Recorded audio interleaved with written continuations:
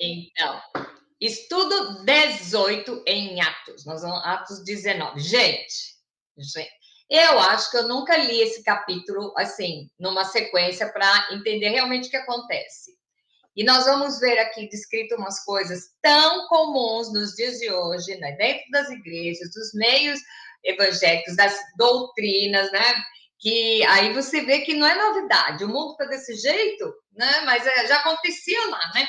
Então, nós vamos ver aqui, nós temos hoje 40 e poucos versículos, mas é bem dinâmico, eu acho que vai valer a pena a gente ver tudo e tirar, sabe? Que agora eu ponho assim pontos para refletir, né? Foi até no meu estudo, tem lá pontos para refletir, que é para que eu posso botar em prática desse estudo hoje na minha vida, tá? Então, vamos começar? Atos 19, no versículo de 1 a 4, a pergunta é o seguinte: qual é a pergunta de Paulo aos Efésios? Veja bem. Aconteceu que, estando Apolo em Corinto, Paulo tendo passado. Apolo nós já estudamos semana passada, tá? Quem era, como é que ele fazia, tudo bem. Paulo, tendo passado pelas regiões mais altas, chegou a Éfeso e, achando ali alguns discípulos, perguntou-lhes. Vamos falar de Éfeso. Para você ter uma ideia como Paulo foi recebido lá, é só você ver a carta aos Efésios, tá? Como que ele escreve, o carinho que ele escreve para os Efésios. Então, você sabe que ele foi cultivando esse relacionamento desde o começo, da primeira vez que ele foi, tá? Então, aqui diz, ele foi lá para Éfeso e ele achou alguns discípulos e perguntou o seguinte, veja bem, porventura, o Espírito Santo, quando crês, ao que lhe responderam, pelo contrário, nem mesmo sabemos que existe Espírito Santo. Então, Paulo perguntou, em que, pois, foram batizados? E responderam, no batismo de João, tá? Então, aí o que acontece? Ele estava vendo que tinha os discípulos, não tem nenhum malzinho, era tudo gente fina, só que o que acontece? Eles foram batizados o batismo de João. O batismo de João, o que João veio fazer? João veio preparar o caminho.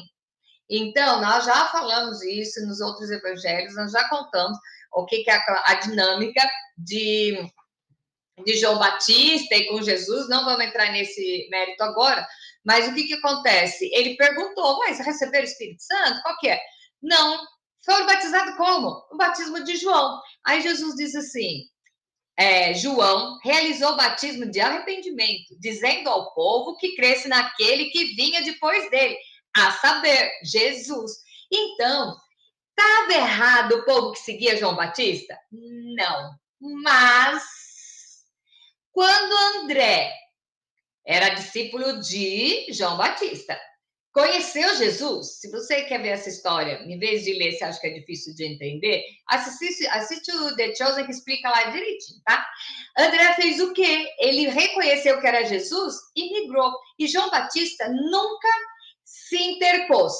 Vocês querem? Ele é o Messias? Vão atrás dele. Eu vou continuar servindo. Então, já que ele veio para preparar o caminho, a partir do momento que chegou Jesus na história, o ministério dele já tinha acabado, porque ele veio para preparar o caminho, antes de um chegar, o outro chegou. E aí que nós já conversamos por isso, que ele perdeu a cabeça, porque ele deveria ter acompanhado Jesus, e, no entanto, ele foi fazer carreira solo, né? Mas aqui, o que acontece? O povo eram fiéis, tinham ouvido a palavra, foram batizados no batismo de João, mas nem sabiam o que era Espírito Santo. Então, nós lembramos quando foi que o Espírito Santo desceu, quando Jesus está sendo batizado, vem a pombinha em cima da cabeça, todo mundo já sabe disso, tá? Se você não sabe, pega lá a sua Bíblia, vai ler lá no começo. Então, o que acontece? Aí vem a pergunta 2, que diz o seguinte, qual a razão deles por ainda não serem batizados do Espírito Santo? Vamos lá. E tendo ouvido isso, foram batizados em nome do Senhor Jesus, impondo-lhe a Paulo as mãos, veio sobre eles o Espírito Santo, e tanto falavam em línguas como profetizavam. E eram todos 12 homens. Então, vamos entender o seguinte, João Batista fez o trabalho de preparar o caminho. Vindo Jesus, o trabalho de João Batista já estava parado.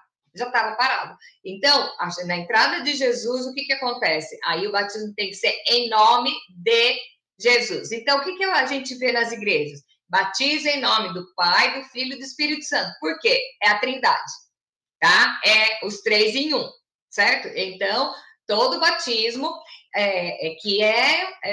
batismo do Pai, do Filho e do Espírito Santo é assim. Eu lembro uma história que quando o meu pai a mãe dele era de igreja luterana e ele foi se converter, eu já era nascida. E o pastor perguntou para ele, no dia de fazer a profissão de fé, se ele tinha se batizado. Aí ele falou, não lembro. Foi e perguntou para a mãe. A mãe falou, não, você foi batizada na igreja luterana, que é em nome do Pai, do Filho e do Espírito Santo. Aí o pastor falou para ele, não, a gente aceita esse batismo, porque não batizou. Só fez a profissão de fé.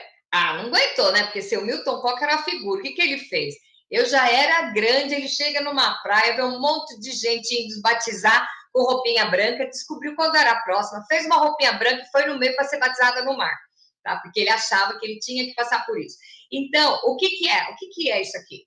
As igrejas aceitam o batismo, as igrejas evangélicas, nós temos muitas denominações, nós temos muitas situações diferentes, porém, o que é? O batismo em nome do Pai, do Filho e do Espírito Santo funciona, tá legal?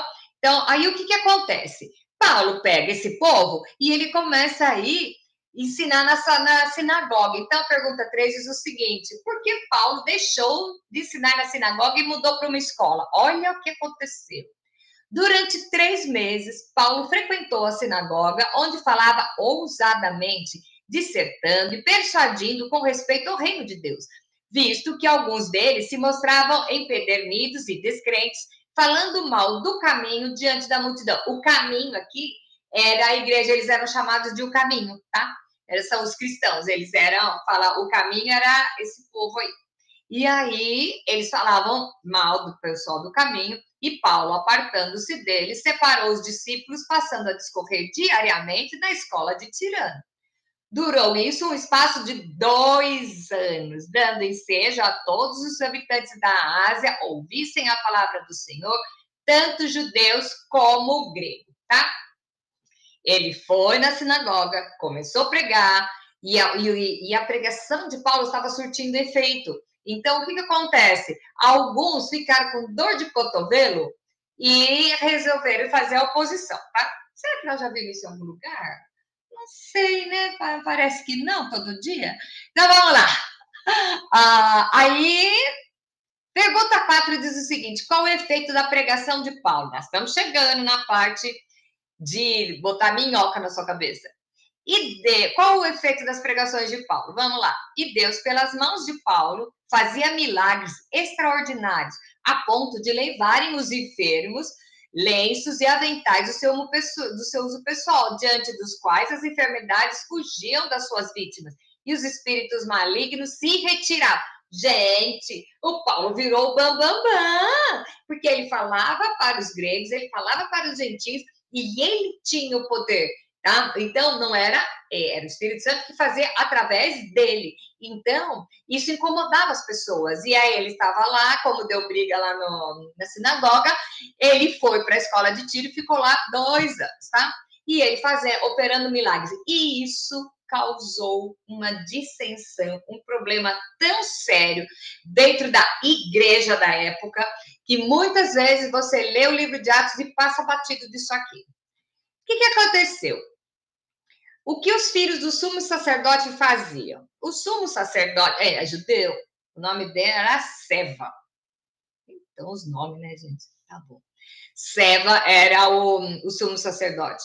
Os filhos dele, olha só, alguns judeus exorcistas ambulantes, gente, exorcista ambulante, tentaram invocar o nome do Senhor Jesus sobre possessos de espíritos malignos, dizendo: encorujo-vos por Jesus, a quem Paulo prega. Os que faziam isso eram os 7 filhos de um judeu chamado Seba. O que, que acontecia? Eles viram, eles eram filhos do sumo sacerdote, eles eram de dentro da igreja, eles viram o que Paulo fazia, eles resolveram pegar e fazer também. Então, dizia assim: eu faço em nome daquele que Paulo diz. Quer dizer, eles não tinham intimidade com Jesus. Eles não conheciam diretamente, mas eles queriam tirar proveito disso. Então, o que eles faziam? Foram brincar com o diabo. Gente, tem tanta gente que acaba se ferrando na vida porque vai atrás de orgulho, de vanglória, tá? E vai se brigar com o diabo. Veja o que acontecia. Pergunta 6, qual a manifestação? Ok. Então, eles diziam, vamos ver o que eles diziam. Encorajo-vos por Jesus, a quem Paulo prega. E aí, o espírito maligno respondeu, eu conheço a Jesus, sei quem é Paulo, mas vocês, quem são? Gente, isso aí é o diabo falando. E o diabo estava dentro de um corpo de uma pessoa, tá? E aí, olha o que aconteceu. O possesso do espírito maligno saltou sobre eles, subjugando a todos, de tal modo prevaleceu contra eles que, desnudos e feridos, fugiram daquela casa. Quantas pessoas nós vemos usando o nome do Senhor em vão, querendo fazer milagrinhos, querendo vanglória, glória é a glória vã, que não presta para nada. E quantas vezes nós vemos pessoas assim, agindo dessa maneira, dentro das igrejas, e causando divisão nas igrejas, e querendo o seu palco particular, e brincando com o que não tem graça, brincando com aquilo que não pode. Então, o que acontece aqui? Aqui não é o Zé Mané qualquer, não. Eram os filhos do sumo sacerdote. E vamos dizer que eles eram os membros da diretoria. Quando eles viram Paulo fazendo, nós também queremos fazer, porque eles eram exorcista ambulante. Gente, pensa nisso, exorcista ambulante. Quando eu li esse texto, sabe o que eu lembrei? De uma pessoa aí, uma celebridade, né?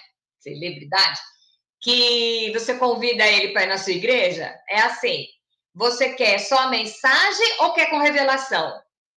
Se quer com revelação, tem mais preço, é mais caro, tá? Eu ouvi isso, eu vi isso. Então, eu te digo, é gente manipulando em favor próprio, tá? Então, eu vejo que tem alguém fazendo e arrasando, eu vou igual, vou na garupa e vou fazendo. E olha só, gente, a cara de pau.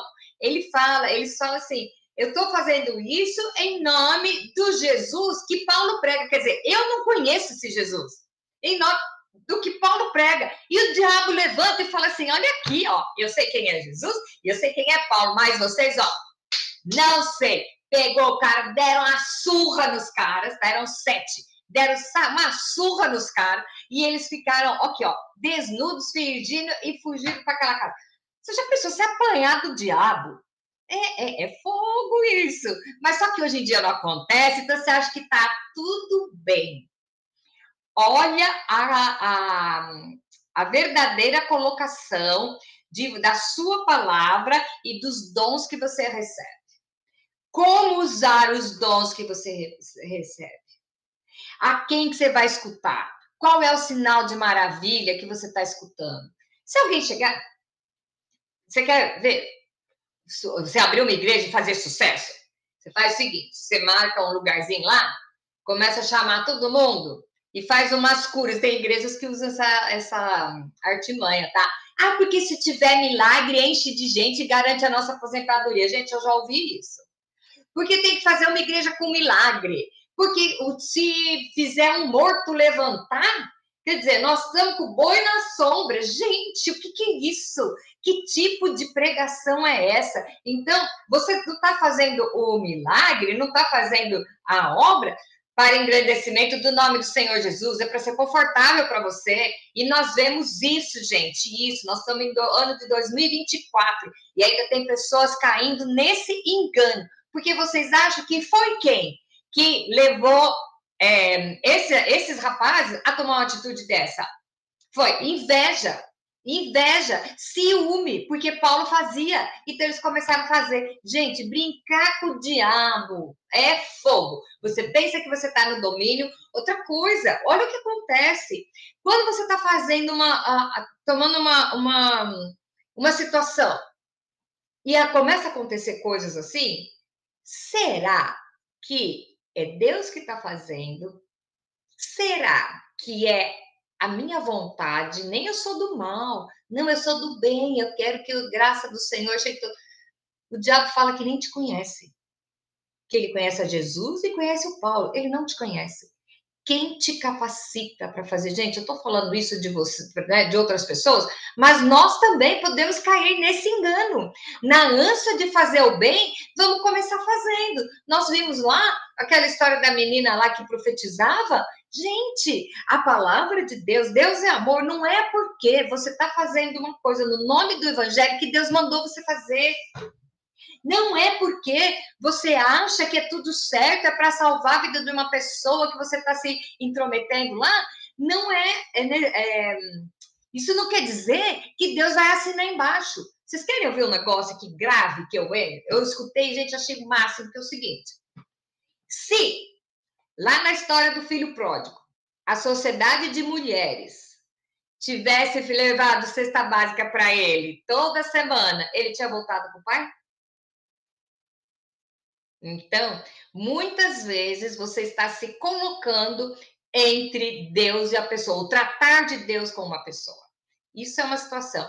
A outra, não, eu quero fazer porque eu quero fazer o bem. Então Deus vai dar o aval embaixo e eu vou prosperar, ou eu vou ter muita gente andando atrás de mim. Qual é a intenção do seu coração? Deus te mandou fazer isso? Não, então não faça. Ai, mas Deus, olha só, minha irmã, ela fala que é uma bênção, quero ser que nem ela. Ok, a Bíblia fala que os dons são diferentes, é dado um para cada um, porque é um corpo. E o corpo tem vários papéis. Não é porque o seu chamado foi para limpar as cadeiras, o seu papel é pior do que da diretora do louvor. Não, cada um tem o seu papel. Cada um vai desenvolver o seu papel no corpo. Então, vamos ter preocupação com isso, sabe? Vamos pensar e para poder discernir o que realmente acontece. Se Deus está chamando você, que é uma coisa teoricamente boa, mas se não foi Deus que chamou, esquece. Esquece, porque Deus não vai assinar embaixo de uma atitude que você tomou decisão sozinho, tá?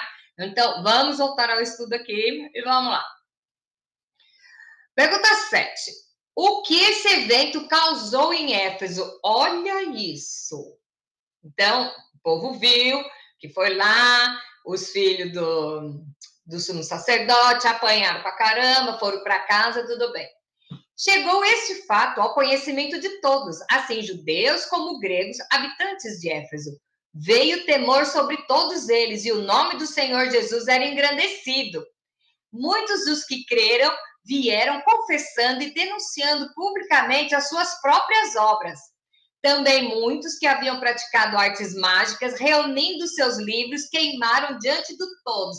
Calculados os seus preços, achou-se que montavam a 50 mil denários. E assim a palavra do Senhor crescia e prevalecia poderosamente. Deus fez uma limpa. Então, veja bem aqui, até os que tinham artes mágicas abriram mão dos seus livros. É muito legal, porque Lucas descreve bem exatamente esses detalhes, tá? Todos confessavam que tinham feito, que tinha passado, confessavam seus pecados e estavam partindo para uma nova vida. Gente, isso é o ideal que pode ter dentro de uma igreja. Mas aí sempre tem alguém que não está satisfeito com isso. E aí o que aconteceu? Cumpridas essas coisas, Paulo resolveu, no seu espírito, ir a Jerusalém, passando pela Macedônia, Acaia, considerando, depois de haver estado ali, importa-me ver também Roma, tendo enviado a Macedônia daqueles que lhe ministravam, Timóteo e Erasto, permaneceu com algum tempo na Ásia. Vamos ver aqui, quem é que mandou Paulo ir? Ele resolveu, no seu próprio espírito, ir a Jerusalém. Nós vamos ver a situação de Paulo, Deus e Jerusalém, sempre envolvido aqui. O que acontece? Qual a preocupação? O que acontece lá em Éfeso? E aí, toda essa história que todo mundo ficou sabendo, né? Qual a consequência, o prejuízo que isso causou? Vamos lá. Qual a preocupação dos ourives? Ourives é aquele que faz joia, tá? Que derrete ouro.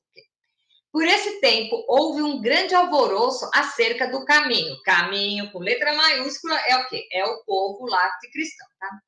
Pois um ourives chamado Demétrio, que fazia de prata nichos de Diana e que dava muito lucro aos artífices, convocando-os juntamente com outros da mesma profissão, disseram: Senhores, sabeis que que deste ofício vem a nossa prosperidade, e estáis vendo e ouvindo que não só em Éfeso, mas em quase toda a Ásia, este Paulo tem persuadido e desencaminhado muita gente, afirmando não serem deuses o que são feitos por mãos humanas. Não somente ao perigo de a nossa profissão cair em descrédito, mas como também de o espírito, de o próprio templo da grande deusa Diana ser estimado em nada, a ser mesmo destruída a majestade daquela que toda a Ásia e o mundo adoram. Aqui nós vamos ver o povo que estava lucrando fazendo os utensílios lá para os seguidores de Diana, tá? E aí, aqui, você vai ver exatamente o que é que aconteceu. Eles resolveram, esses artífices, eles resolveram tomar uma decisão. E a pergunta 10 é assim: qual é o efeito de uma decisão tomada por si mesmo? Olha só.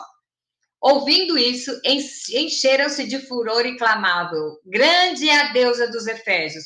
Foi a cidade tomada de confusão e todos a uma arremeteram para o teatro, arrebatando os macedônios Gaio e Aristarco, companheiros de Paulo.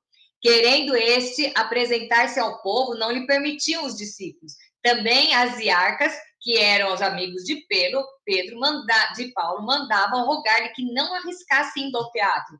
Uns, pois, gritavam de uma forma, outros de outra, porque a assembleia caíra em confusão. E, na sua maior parte, nem sabiam por que motivo eles estavam reunidos. Olha o que vai começar. Paulo tomou uma decisão sozinho de ir. E aí, nós vemos que aconteceu tudo isso aqui, e nós vemos, eu já vi pastor por uma situação dessa, parecida, e ele dizia assim: glória a Deus, nós somos perseguidos pelo evangelho. Meu, existe uma diferença.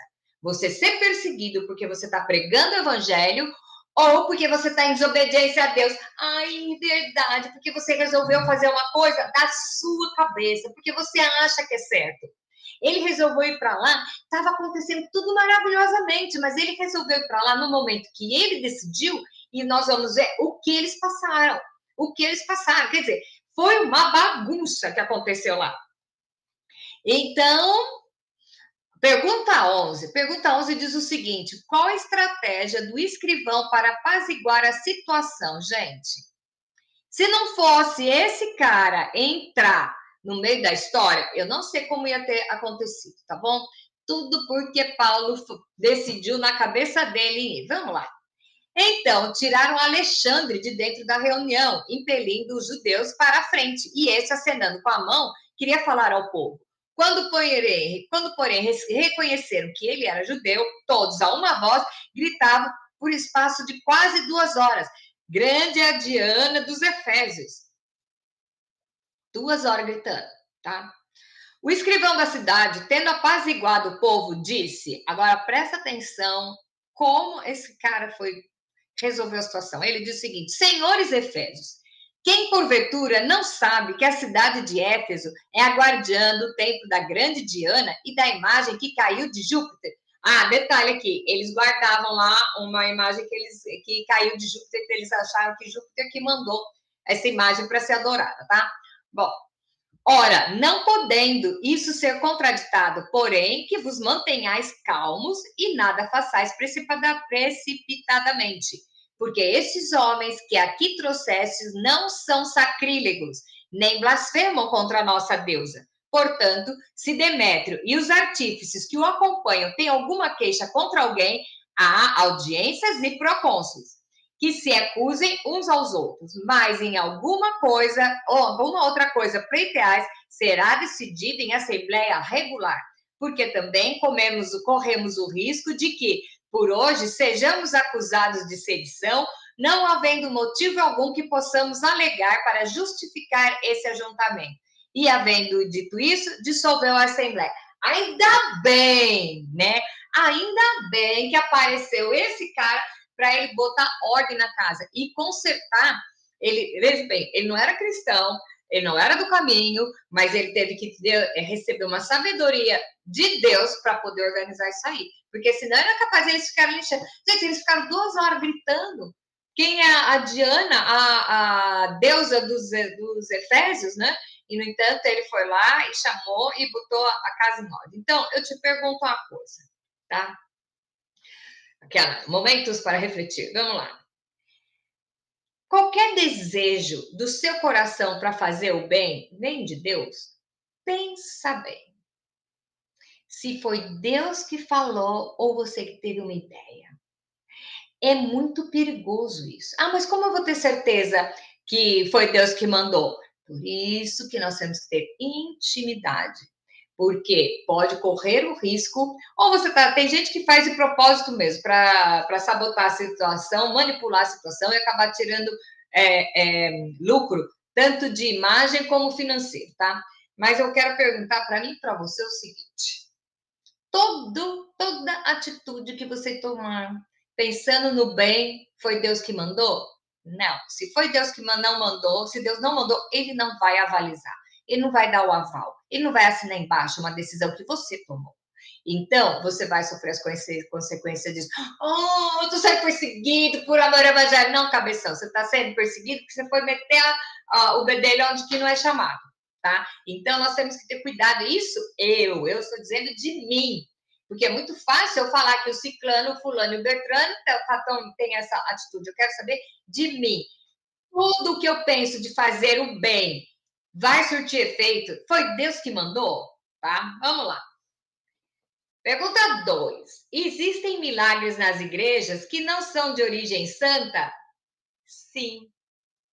O diabo faz maravilhas, ele faz sinais, ele faz, ele imita Deus em tudo. Agora, tem isso dentro da igreja? Tem. E, de repente, é Deus que está nessa história? Ou é você que está querendo subir no tijolo e fazer discurso? A super santa, o grande servo e a super santa, né? Adoro esse casalzinho que tem nas igrejas. Então, não é porque não vá atrás de igrejas que têm milagres. Ah, porque se eu ressuscitar um morto, a igreja fica lotada. E é isso que você quer? É isso que você quer? No centro espírita também tem muitos milagres, tá? Você acha que não, mas tem. Então, o que que acontece? Às vezes os milagres estão acontecendo para quê? Para honrar a quem? A quem? Só que o diabo ele te dá e ele faz. Só que o problema é que ele cobra muito, cara. E tem gente até que faz pacto com ele para usufruir depois, achar depois Deus salva, Deus é amor. Então Deus me livra, tá? Bom, a outra questão para a gente pensar: como me prevenir de crer em qualquer sinal? Aí nós vamos falar de sinal e no pacote, profecia. Como que você vai se prevenir de acreditar, de ficar andando atrás de sinais e atrás de profecia? Gente, você sabe o que é cartomante gospel?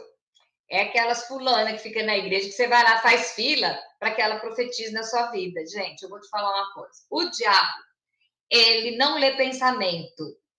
O diabo, ele não prevê o futuro. Ele deduz e ele intui, tá? Porque ele está estudando o ser humano há muito tempo. Então é o seguinte, eu quero falar para você uma coisa.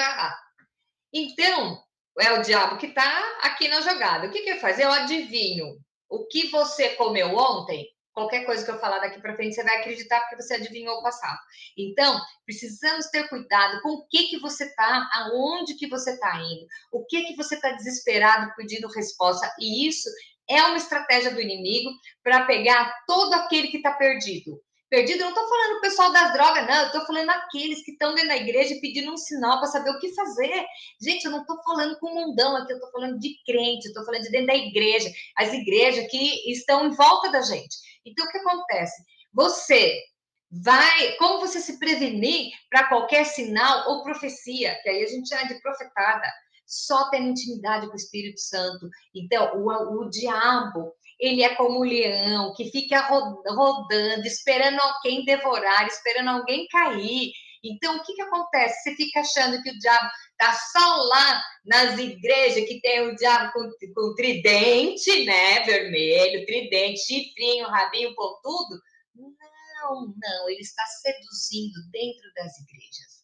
Ele está lá imitando as coisas para poder tomar o lugar de Deus na sua vida. E, infelizmente, nós vemos muitas igrejas na ânsia de acreditar que está fazendo bem, dando palco para o inimigo, tá? E vendo sinais feitos pelo inimigo. Então, é o seguinte, tem que ser em nome do Senhor Jesus. E o batismo tem que ser em nome do Senhor Jesus. A cura tem que ser em nome do Senhor Jesus. Então, e ainda você tem que ter uma intimidade com o Espírito Santo, porque Jesus diz o seguinte: se você está em mim, né, você vai pedir e tudo vai acontecer. Então, vamos lá. Nossa, eu já tinha falado isso, mas vou falar nesse vídeo aqui porque é legal. O que acontece? Quando você está enxertado em Jesus, que é o quê? Jesus fala, eu sou a árvore, vocês são ramos, tá? Se o ramo estiver enxertado na árvore, ele... E se você tiver enxertado, você vai pedir, vai acontecer. Por quê? Você não vai pedir nada para sua vanglória. Se a seiva, vamos falar de árvore, se a seiva da árvore vai para o tronco e a sua oração vai ser ouvida, é por quê? Porque o que corre dentro da sua veia é a mesma seiva do tronco. Então, isso quer dizer o quê? Quando você está ligado a Jesus, você não vai pedir coisa simplesmente para a sua vanglória ou coisa que não é.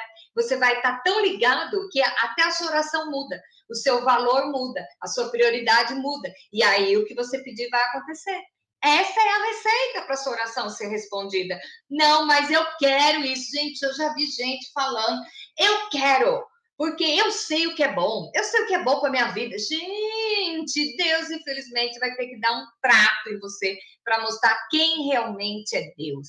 Então, uma igreja cheia de milagre, ok, o povo que vai atrás de milagre, quando esquecer o milagre, vai para outra. Então, isso também não é estratégia. Então, o que nós temos que pensar aqui hoje, em que eu estou acreditando? Atrás do que eu estou indo? Existem milagres, né, que é do bem e que não são do bem? Milagres que aparentemente são do bem? Não. E como eu vou acreditar em qualquer sinal e profecia que vem? É sabendo estar em intimidade com o Espírito Santo.